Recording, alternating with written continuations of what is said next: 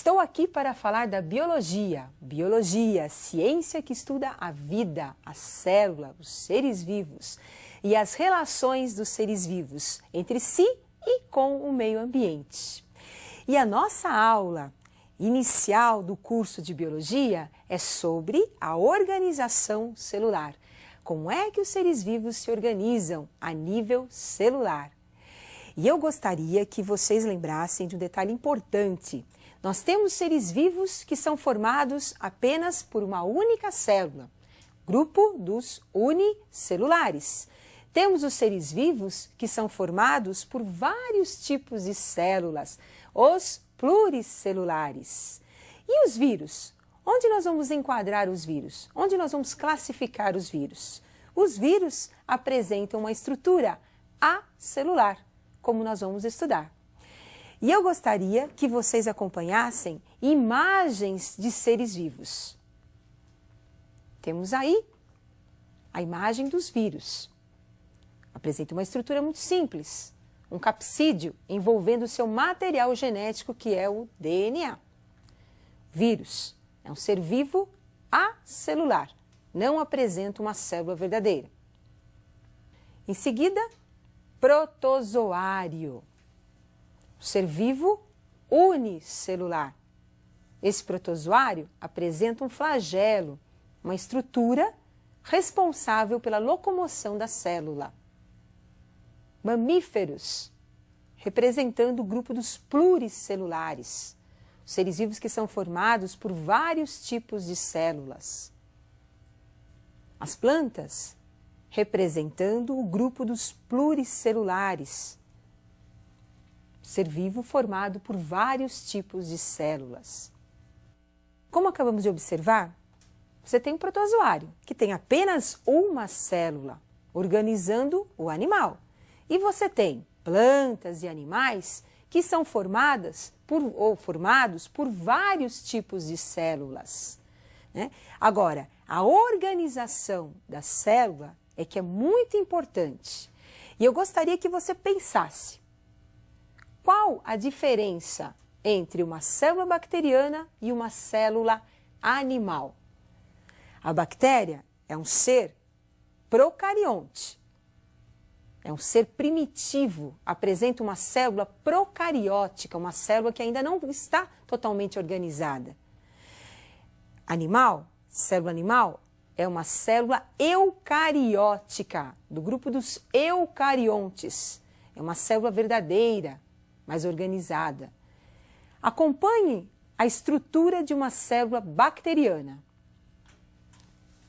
Temos aí um envoltório protegendo a célula bacteriana, a parede celular. Membrana plasmática, um envoltório mais interno. Além de proteção, permite as trocas entre a bactéria e o meio ambiente. Trocas de alimento, de água, de oxigênio. Região interna da célula bacteriana, nós temos o hialoplasma, porção do citoplasma onde nós vamos encontrar várias estruturas. Aparecendo os ribossomos, estrutura que pode ser encontrada de forma isolada na célula ou agrupada, como é o caso dos polirribossomos. Os ribossomos são responsáveis pela síntese proteica, produz as proteínas bacterianas. Nucleóide, material genético da bactéria. O nucleóide é a fita de DNA. Essa fita, responsável pela hereditariedade, ela está no hialoplasma, na região também chamada citoplasma da bactéria. O nucleóide não apresenta envoltório nuclear. Guardem bem isso. Não apresenta envoltório nuclear. Então, a célula bacteriana, uma célula procariótica, apresenta a característica principal, a ausência de envoltório nuclear. O seu material genético é encontrado na região do citoplasma, na parte líquida do citoplasma, que nós chamamos também de hialoplasma. Hialoplasma é uma região amorfa, gelatinosa do citoplasma. É lá que fica o material genético da célula bacteriana.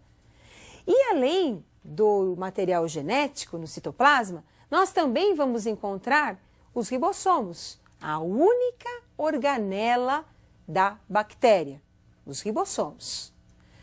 Observe agora a estrutura de uma célula animal. Célula animal, uma célula eucariótica, dos eucariontes. Então temos aí agora o envoltório nuclear, a carioteca. Envoltório importante que protege o material genético, onde nós encontraremos os genes responsáveis pela nossa herança genética. Mitocôndrias, uma organela importante aparecendo na região citoplasmática da célula animal, responsável pela respiração celular. Mitocôndria é o pulmão da célula, produz energia. Retículo endoplasmático, uma rede de canais. Nós temos dois tipos de retículo endoplasmático, o liso e o rugoso. O que diferencia a estrutura do retículo endoplasmático liso do rugoso é a presença dos ribossomos, que são grânulos aderidos à membrana do retículo, responsável pela produção de proteínas da célula. Temos agora complexo de Golgi, responsável pelo armazenamento e secreção da célula. Substâncias que são produzidas são guardadas no complexo de Golgi e serão posteriormente secretadas. Centríolo, organela importante responsável pela formação do fuso celular durante a mitose, a divisão da célula. Lisossomo, organela responsável pela digestão intracelular. Partículas que penetram na célula e que deverão ser digeridas pelo lisossomo. Então percebam, eucarionte apresenta o envoltório nuclear, a carioteca, e também muitas organelas que são responsáveis por várias funções dentro da célula. Enquanto que no procarionte, na bactéria, nós só encontramos os ribossomos, como a organela responsável pela síntese das proteínas bacterianas. E os vírus? São seres acelulares, de uma estrutura muito simples. Vamos estudar agora os vírus. Estrutura viral. Capsídeo, envolvendo o material genético dos vírus. Material genético que pode ser DNA ou RNA. Responsável pela hereditariedade, pelas mutações que ocorrem nos vírus. Os vírus são acelulares, como nós acabamos de observar. Tem uma estrutura simples, material genético, DNA ou RNA. No caso do HIV, o vírus da AIDS, ele é considerado um retrovírus, porque ele apresenta RNA como material genético. Por que os vírus eles são considerados acelulares? Porque eles vão sempre depender de uma outra célula, tem uma estrutura muito simples. Se o vírus ele tem DNA, então nós vamos imaginar uma situação. DNA é o engenheiro de uma obra, o RNA é o operário desta obra. Então, se o vírus ele tem DNA, ele tem um engenheiro, falta o operário. Então, ele vai buscar o operário em uma célula que ele irá parasitar. Se o vírus tem o RNA, ele tem o operário. Falta para ele o engenheiro. Então, o vírus vai parasitar uma outra célula para buscar o engenheiro. Então, por isso, ele é considerado acelular. Ele sempre vai depender de uma outra célula que ele irá parasitar para poder se reproduzir. Fora da célula, o vírus não tem capacidade de se reproduzir. Mas eu gostaria que vocês não esquecessem os principais pontos dessa aula. Então acompanhe uma tabela com um resumo dos principais pontos desta aula. Organização da estrutura celular dos seres vivos. Então nós temos celulares, procariontes e eucariontes. Procariontes, bactérias e cianobactérias, que vocês também conhecem como cianofícias, mas hoje nós usamos mais o termo cianobactérias. Eucariontes, protozoários, unicelulares, até o homem, incluindo o grupo dos eucariontes, desde protozoário, algas, vegetais, até o homem. Acelulares, nós temos o grupo dos vírus. Não esqueçam esses detalhes que são importantes. Agora, para responder à pergunta inicial, quais as diferenças básicas entre uma célula procariótica, que é uma célula bacteriana, e uma célula animal, eu gostaria que vocês acompanhassem agora a resolução.